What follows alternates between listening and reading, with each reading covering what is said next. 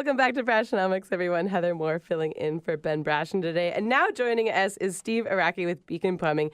Steve is the Customer Relationships Manager with Beacon Plumbing, which is a company that has helped provide excellent emergency plumbing and heating services to the greater Seattle area for more than a decade and has become the most reliable service you can count on, open 24 hours a day, 7 days a week, and present on almost every large bus you see driving by. Stop freaking, call Beacon is what they say. And today, Steve, you have a little test for me. It's called the Freakin test? That's exactly right. The last time we were on, you mentioned that you got some response, positive response to some of your listeners about learning some things about plumbing that they didn't know before. Well, first of all, you taught Ben how to use a garbage disposal. Well, that's one of the questions, so we'll get to that. But if you go to our website, beaconplumbing.net, on the lower left-hand side of the menu bar, if you go down there is an actual test you can take. Mm-hmm. And this test is important for every homeowner and property owner to take because they should be able to answer each and every question yes. Right. But if they can't, then they're a little deficient in their knowledge, and they need to think about why it's important to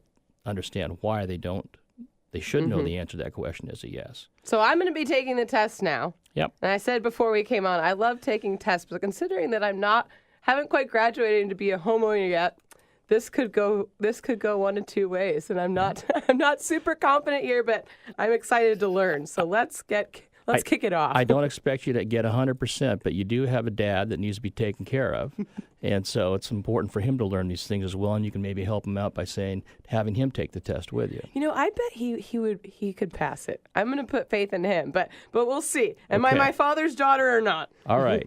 Do you know where the shutoff valve to the water supply to your house is located? Yes. Good. Do you know if your water heater is natural gas, propane, or electric? No. I know in my home growing up it was gas, and I think in my home now it's electric. But because I can't guarantee that, I suppose I don't get that one. Do you know where the water meter to your water box to your house is located? No. I think it's in the storage closet right outside of my entrance to my home.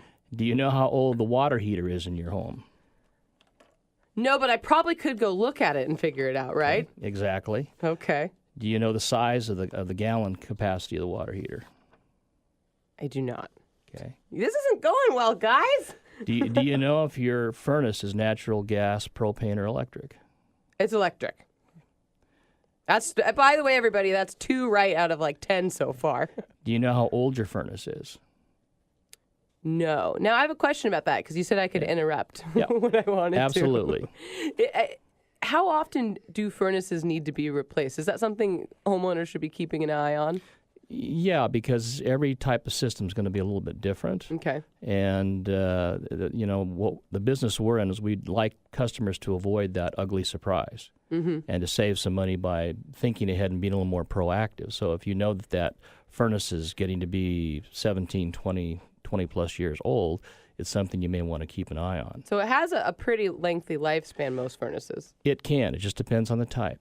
All right. And it's probably something where you're not going to know it's on the fritz. It will just go out. It can be, or it can start with components going out. Okay. And then people are going, gee, how much do I spend to fix this thing versus buying a new one? And if we come out to the home, we're happy to take a look, even if it's unrelated to our work. Take a look at that furnace for you. Take a look at the water heater and let you know, it's this age and type, and you may want to be on the lookout for these sorts of things in the future. Especially this time of year, because it's cold out still. It absolutely is. Next question. Do you know what kind of filters your furnace requires? I'm not even sure I know what a filter does in a furnace. Well, it's sort of like breathing. It helps keep it... like a car filter? Yeah, like an air filter in your car. Exactly. The same kind of deal. It keeps the apparatus from getting dirty, and dirt is not friendly to most equipment and machines, so it's very important to change those filters.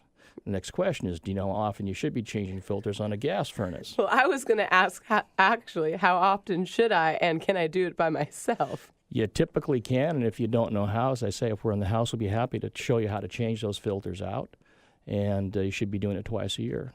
And that is something. Do you think that's something homeowners should know how to do, is know how to change their own? Absolutely. Okay.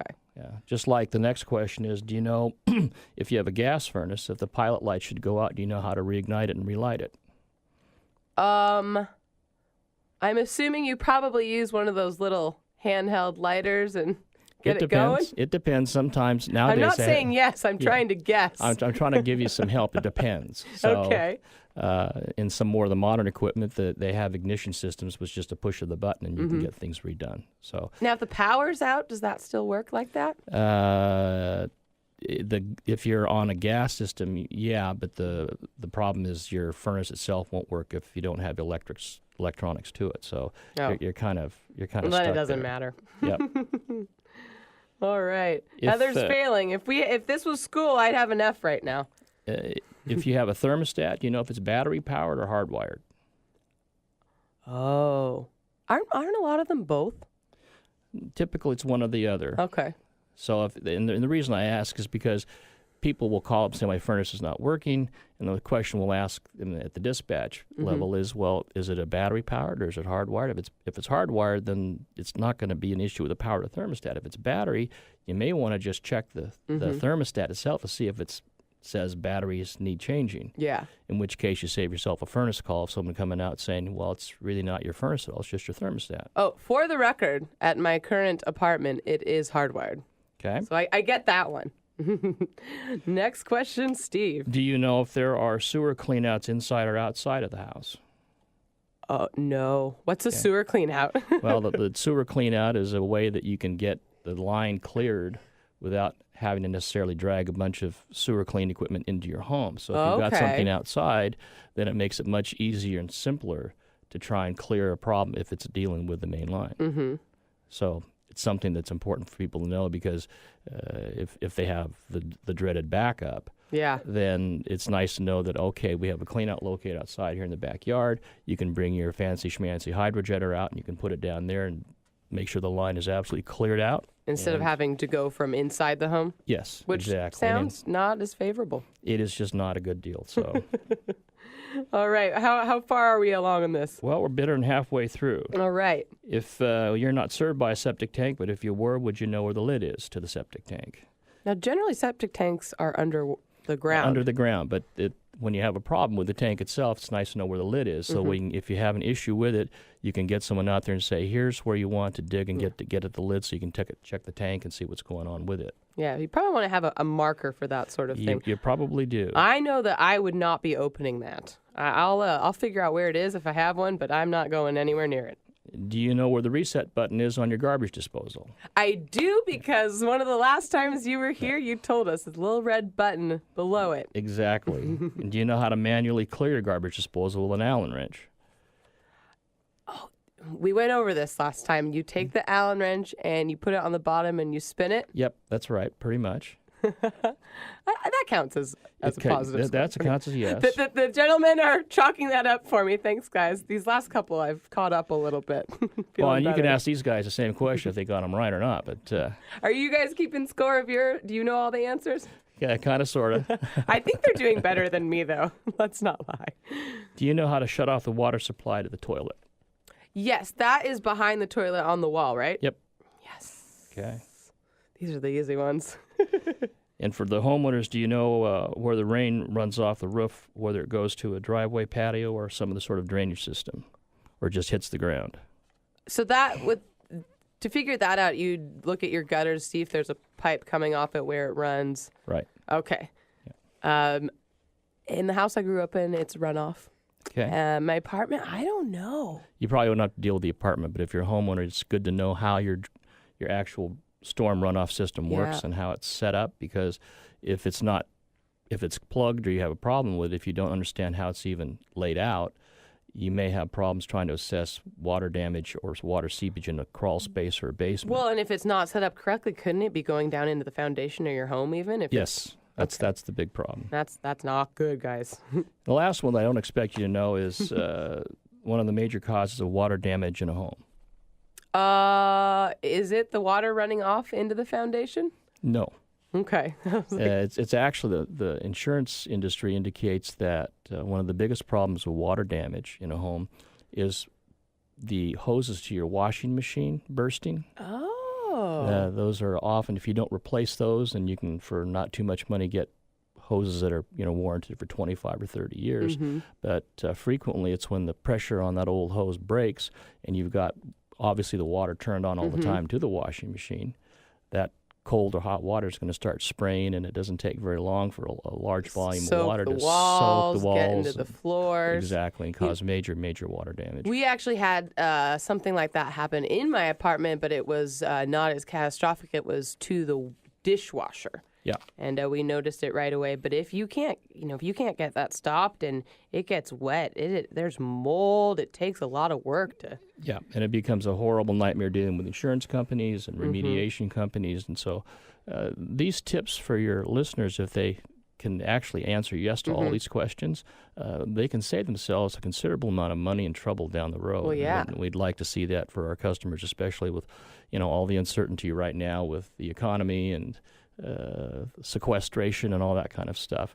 Any way you can save money is a good thing. Yeah, well, and it comes down a lot to the preparation and just having basic knowledge about your house. And what I've learned from the test is there's a lot of things about my home or once I buy one that I'm going to need to look up on. And, if you didn't get all those questions right and you're listening, don't feel bad. We were all here in the studio, didn't get 100%. But, Steve, if someone can get all the questions right, there is a special offer from Beacon, correct? Yeah, within the next week of airing of this, if you want to take the test and email it into us and get 100% on that, we'll be more than happy to give that listener a $50 certificate, good for any plumbing or heating work in the future. Now, are they allowed to study first? I mean, I probably could have done better. You probably could, and the answers are available. So these are actually things that, in a serious note, every homeowner should have the answers to these things,